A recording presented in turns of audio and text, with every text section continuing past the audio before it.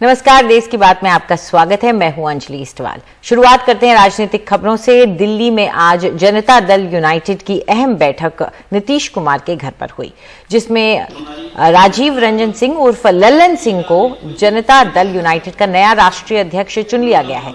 मौजूदा अध्यक्ष आरसीपी सिंह केंद्रीय मंत्री बन चुके हैं, इसीलिए किसी और को अध्यक्ष बनाया जाना पहले से तय था, जिसमें लल्लन सिंह के नाम पर चर्चा जोरों पर थी। और इस पर ज्यादा जानकारी के लिए आइए सीधा रुख करते हैं हमारे सहयोगी सौरभ शुक्ला का। सौरभ, लल्लन सिंह का जो चुनाव हुआ, जो उन्हें चुना गया है, उनके बारे में थोड़ा बताएं और किस तरह का एक्सपीरियंस लेकर आते हैं वो इस पद पर। बिल्कुल अंजलि, लल्लन सिंह का नाम जो बिहार की पॉलिटिक्स फॉलो करते हैं उनके लिए नया नाम नहीं है। लल्लन सिंह काफ़ी करीबी माने जाते हैं नीतीश कुमार के, और लगभग सवा पाँच बजे करीब उनके नाम का प्रस्ताव रखा गया और उसके बाद सर्वसम्मति से जो कार्यकारिणी है उसने अनुमति दी कि लल्लन सिंह पार्टी के अगले राष्ट्रीय अध्यक्ष होंगे। हम सब जानते हैं अंजलि की 2020 तक नीतीश कुमार खुद पार्टी के अध्यक्ष थे, और जब 2020 के विधानसभा चुनाव के बाद उन्होंने वो पद छोड़ा और वो जिम्मेदारी आरसीपी सिंह को दी थी। और हम सब जानते हैं कि आरसीपी सिंह को अभी केंद्र में मंत्री बनाया गया है। और उसके बाद कहा जाता है कि नीतीश कुमार के दो जो खास लोग हैं उनमें से एक लल्लन सिंह और दूसरे आरसीपी सिंह हैं। आरसीपी सिंह केंद्र में मंत्री बन चुके हैं, तो लगभग तय था कि लल्लन सिंह को मंत्री नहीं बनाया गया, तो कहीं ना कहीं उनको कॉम्पनसेट करना था। तो वो कॉम्पनसेशन ज़रूर आज किया गया है। इस राष्ट्रीय कार्यकारिणी से पहले अंजलि 3 बजे के करीब नीतीश कुमार ने अपने घर पर बैठक बुलाई थी, सभी जो सांसद हैं जेडीयू की, और उसके बाद फिर ये लोग यहाँ पर जंतर मंतर पर पहुंचे हैं। पहले नीतीश कुमार के घर पर बैठक हुई और उसके बाद बैठक में उनका नाम प्रस्तावित किया गया, उसके बाद उनको चुना गया है। आरसीपी सिंह ने भी इस्तीफा दे दिया है। और एक और जो खास बात इस राष्ट्रीय कार्यकारिणी में है वो ये भी है कि जो जातिगत जनगणना है उसको लेकर के भी एक प्रस्ताव पारित किया जा रहा है अभी, और उसके बाद ये मांग की जाएगी केंद्र सरकार से कि जातिगत मतगणना पूरे देश में कराई जाए। और ये मामला लगातार तूल पकड़ रहा है, क्योंकि हमने देखा है कि कल जो निशिकांत दुबे हैं, जो एमओएस होम है, उन्होंने साफ कह दिया था कि केंद्र सरकार अभी फिलहाल जातिगत मतगणना नहीं कराने वाली। इसके बाद तमाम राजनीतिक दल हैं, चाहे वो समाजवादी पार्टी हो, चाहे वो आरजेडी हो, तेजस्वी यादव ने भी इसकी मांग की, और अब नीतीश कुमार को भी। अगर आपने जो सवाल पूछा था अंजलि की लल्लन कुमार के बारे में, ज़रा बताइए। लल्लन कुमार सांसद है, जैसे कि आपको बताया, मुंगेर से। लल्लन कुमार बहुत पहले से ही पार्टी को खड़ा करने में उनका बहुत अहम योगदान रहा है। और जो एलजेपी के एक विधायक थे, जब खींचतान चल रहे थे, उस विधायक को भी वो पार्टी में वापस लेकर के आए, एक इंडिपेंडेंट विधायक को पार्टी में लेकर के आए। ये भी कहा जाता है, जिस तरीके से अभी हमने देखा है कि एलजेपी में चिराग पासवान और उनके चाचा के बीच में जो पूरा विभाजन हुआ, विघटन हुआ, उसमें भी उनकी एक बड़ी भूमिका है। तो राजनीतिक तौर पर लल्लन सिंह काफ़ी अहम हैं, उनका संगठन में भी बहुत एक्सपीरियंस है, सांसद भी हैं केंद्र से, माफ़ कीजिएगा, लोकसभा के। तो लल्लन सिंह के बनने से एक कहा जाए सोशल इंजीनियरिंग भी ज़रूर कर रहे हैं नीतीश कुमार। लल्लन सिंह अपर कास्ट से आते हैं, भूमिहार हैं, तो कहीं ना कहीं जो लगातार ये कहा जाता है कि नहीं, जेडीयू पिछड़ी जातियों की पार्टी रह गई है, या तमाम चाहे वो कुशवाहा हो पार्टी में, चाहे वो दूसरे लोग हों, लेकिन कहीं ना कहीं सवर्णों को भी साधने की कोशिश होगी। और सभी जानते हैं कि लल्लन सिंह नीतीश कुमार के खास लोगों में से हैं, और इस बैठक से पहले भी लगभग तय ही लग रहा था कि लल्लन सिंह का वो राष्ट्रीय अध्यक्ष बनाया जाएगा, लेकिन कयास उपेंद्र कुशवाहा के नाम को लेकर के भी था। लेकिन अब जो तय हो गया है कि लल्लन सिंह की पार्टी के अगले अध्यक्ष होंगे, और आरसीपी सिंह ने अपना इस्तीफा दे दिया है। अंजलि जी, शुक्रिया सौरभ आपका इस पूरी जानकारी के लिए। और ये सीधा रुख करते हैं मनीष कुमार का। बिहार की राजनीति पर उनकी गहरी नजर रहती है। मनीष, लल्लन सिंह का चुना जाना ये पार्टी के लिए क्या मायने रखता है? देखिए, ये जो जनता दल यूनाइटेड है ये क्षेत्रीय पार्टी है, और यहाँ पर वही होता है जो नीतीश कुमार चाहते हैं। ये नीतीश कुमार की पार्टी है, और जैसा सौरभ भी कह रहे थे कि इस पार्टी में दो लोग जो हैं, आरसीपी सिंह और लल्लन सिंह, दोनों नीतीश कुमार के काफी करीबी हैं, और इन दोनों को नीतीश कुमार का माइंड मालूम होता है कि ये क्या चाहते हैं, कौन सा राजनीतिक कदम या कौन सा राजनीतिक बयान देना है। उस हिसाब से वो एक तरह से आप कह सकते हैं कि नीतीश कुमार के विश्वास पात्र होने के कारण नीतीश कुमार ने उनको पार्टी के राष्ट्रीय अध्यक्ष का पद दिया है। दूसरी बात यह है कि वो पार्टी का काफी ज्यादा आप कह सकते हैं कि क्राइसिस मैनेजमेंट जो होता है, वो चाहे 2000 में जब नीतीश कुमार 7 दिन के लिए मुख्यमंत्री बने थे, तो उस समय बाहुबलियों का जो मैनेजमेंट था वो उन्होंने किया था। अगर आपको याद हो, 2020 के पहले विधानसभा चुनाव के पहले राष्ट्रीय जनता दल के विधान परिषद में जो विधायक दल को तोड़ा गया था, उसमें भी उनकी अहम भूमिका थी। और ये माना जाता है कि अभी भी बीजेपी के नेताओं से भी उनके अच्छे संबंध रहे हैं। तो वो जो ब्रिज का काम है, क्योंकि हमेशा नीतीश कुमार कहीं ना कहीं दबाव में रहते हैं, तो उसका भी एक तरह से वो डैमेज कंट्रोल करने में उनकी भूमिका अहम होगी। सबसे बड़ी बात यह है कि आने वाले दिनों में एक जो केंद्रीय मंत्रिमंडल में आरसीपी सिंह को ही केवल जगह मिला था, उसके बाद ये माना जा रहा था कि एक ऊंची जाति में नीतीश कुमार को लेके, इस फैसले को लेके नाराजगी है।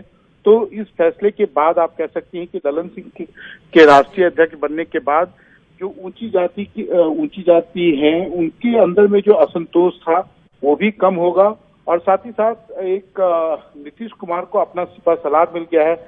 लेकिन इसमें एक ही राइडर है। इसके पहले भी उनको जब 2009-10 में जब उनको राष्ट्रीय अध्यक्ष बनाया गया था, तो उस समय वो शायद उतनी ज्यादा नीतीश कुमार के उम्मीदों पर खरा नहीं उतरे थे। बाद में उनके संबंध में तनाव भी हो गया था। तो इस बार देखना यह है कि नीतीश कुमार और ललन सिंह ने अपनी गलतियों से कितना कुछ सीखा है। जी अंजलि, शुक्रिया मनीष इस पूरी जानकारी के लिए। और झारखंड के धनबाद में एक एडिशनल डिस्ट्रिक्ट जज के सड़क हादसे में हुई मौत के मामले की जांच कर रही एसआईटी की टीम प्रोफेशनल तरीके से जांच में अब जुट गई है। इस घटना के दोनों आरोपी ऑटो चालकों और उसके सहयोगी को पुलिस गिरफ्तार कर उनसे अब लगातार पूछताछ कर रही है। इन दोनों को 5 दिन के लिए पुलिस रिमांड पर लिया गया है। एसआईटी की team additional director general of police Sanjay Latkar की अगुवाई में घटनास्थल का कई बार मुआयना करने के बाद सभी एंगल से जांच कर रही है। अभी इन्वेस्टिगेशन चल रहा है। सभी पहलुओं को ध्यान रखते हुए एक साइंटिफिक और प्रोफेशनल ढंग से इन्वेस्टिगेशन कर रही है। कई प्रकार की टीमें बनाई गई है और विभिन्न एंगल से वो काम कर रहे हैं। लगातार हो रही मूसलाधार और भारी बारिश से कई इलाके हैं देश के जिसमें हालात बद से बदतर हो चले हैं। हम 4 तस्वीरों के जरिए आपको दिखा रहे हैं कि किस तरह की स्थिति है। मध्य प्रदेश के भीड़ की तस्वीर है जहां जेल की दीवार गिर गई और कई कैदी घायल हो गए। वहीं झारखंड की राजधानी में बारिश ने लोगों का जीना मुहाल कर रखा है।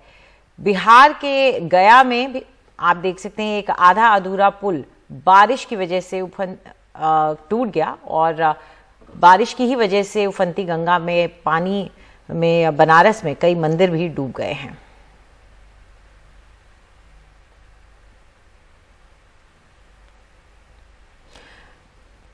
तो बारिश लोगों की मुश्किलें बढ़ा रही है। मध्य प्रदेश के भीड़ में तेज बारिश के कहर से जिला जेल की एक दीवार ही ढह गई।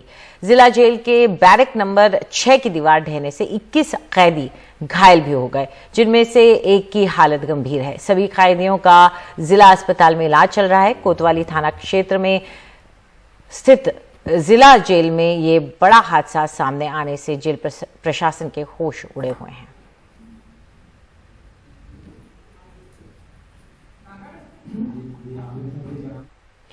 झारखंड की राजधानी रांची में पिछले 24 घंटे में लगातार हो रही बारिश ने हालात खराब कर दिए हैं। सड़कों पर इतना पानी भर गया है कि कई गाड़ियां आधी डूब सी गई हैं। नालियों का पानी सड़कों पर आ गया है। सड़कों पर चलना लोगों के लिए मुश्किल हो गया है। झारखंड के कई इलाकों में पिछले 5 दिन से रुक रुक कर बारिश हो रही है। रांची के साथ ही आसपास के इलाकों का भी बुरा हाल है। बरसाती नदियां उफान पर हैं। कई जगहों पर पुल के ऊपर से पानी बह रहा है। मौसम विभाग ने कई इलाकों में हल्के से लेकर भारी बारिश की चेतावनी जारी की है।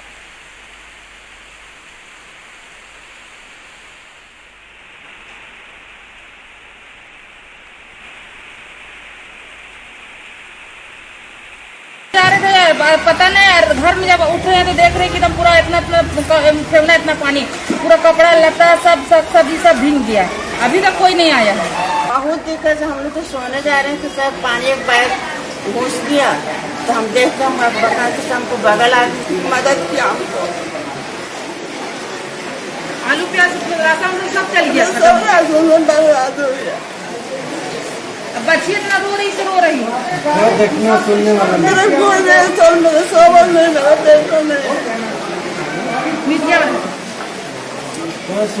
पिछले 24 घंटों में झारखंड पे जो मानसून है वो काफी प्रबल रहा है और लगभग सभी इलाकों में हल्के से मध्यम दर्जे की बारिश देखने को मिली है। साथ साथ कुछ इलाकों में भारी बारिश भी देखने को मिली है और जो सबसे अधिक बारिश देखने को मिली है 102 मिलीमीटर लातेहार में देखने को मिली है। और साथ साथ हिंदीगिर में 96.2, आम्रपारा में 92 मिलीमीटर, चतरा में 90.5 मिलीमीटर, बालूमाथ में 79 मिलीमीटर, मांडर में 84.8 मिलीमीटर, सियालचाक में 83.5 मिलीमीटर बारिश देखने को मिली है। साथ साथ में आपके जो नॉर्थ ईस्ट के इलाके हैं वहां भी आपको भारी बारिश देखने को मिली है। अब खबर बिहार से। बिहार के गया जिले में नीलांजना नदी पर बन रहा एक पुल कल बाढ़ और तेज बहाव की वजह से टूटकर बह गया। ये पुल डोभी प्रखंड में बन रहा था। इस पुल के निर्माण में घटिया सामग्री के इस्तेमाल की शिकायत स्थानीय लोग कर रहे थे।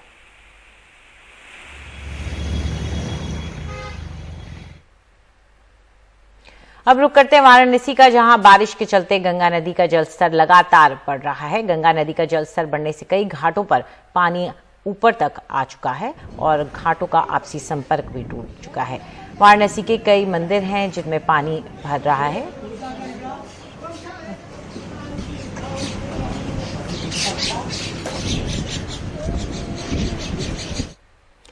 और अब रुक करते हैं प्रयागराज का। यहां भारी बारिश के बाद गंगा नदी का जलस्तर बढ़ा तो शव गंगा नदी में तैरने लगे, जिन्हें गंगा तट के किनारे कोरोना काल में दफना दिया गया था। कुछ शवों की हालत बेहद खराब हो चुकी थी, लेकिन नगर निगम और उसकी निगरानी समिति मिलकर इन शवों का धार्मिक रीति रिवाज से अंतिम संस्कार करा रही है।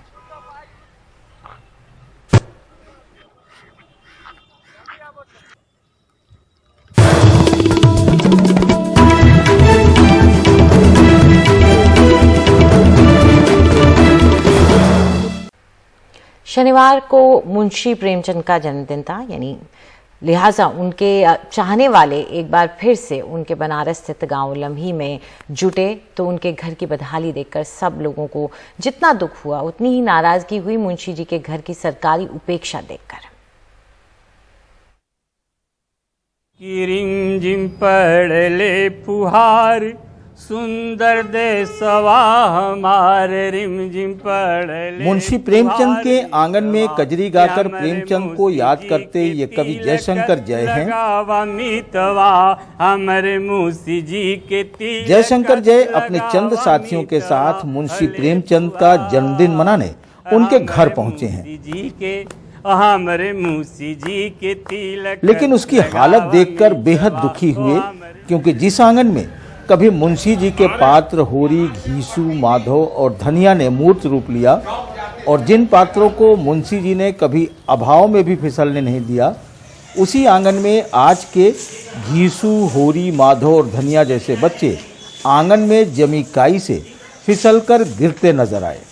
साल भर से इस मकान के अंदर बरसात का पानी भर जा रहा है और वो आप यहाँ काई जितना लगा है इससे आप आभास कर लगा सकते हैं, अनुमान लगा सकते हैं। और इस मकान का कोई देख रेख करने वाला नहीं है। लेकिन आज आप ये देखेंगे कि लाइट, बिजली, अलग पलग, ट्यूबलाइट, होल्डर सब एकदम बोर्ड वगैरह सब उखड़ गया और कोई देख रेख करने वाला नहीं है।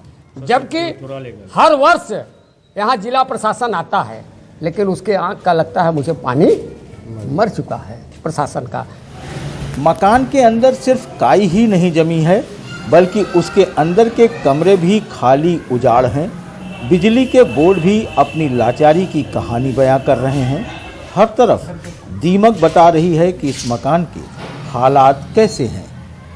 प्रयास होने चाहिए इसको बनाने के लिए, वो सब जैसे आप इसको सीधे शब्द में कह दीजिए कि सरकारी दीमक इस स्मारक को चाट रहे हैं। पूरी व्यवस्था यही है। ऐसा नहीं कि मुंशी प्रेमचंद के इस मकान को लेकर कभी प्रयास नहीं हुआ। 1986 में ये मकान जिला प्रशासन को सौंप दिया गया।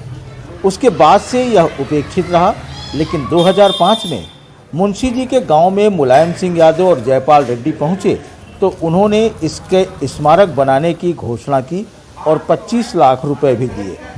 उससे इस मकान के हालात को सुधारा गया और तब लगा कि यह स्मारक बन जाएगा, लेकिन उसके बाद यह फिर उपेक्षित हो गया। लिहाजा एक दिन के होने वाले इस जलसे से लोग बेहद दुखी हैं।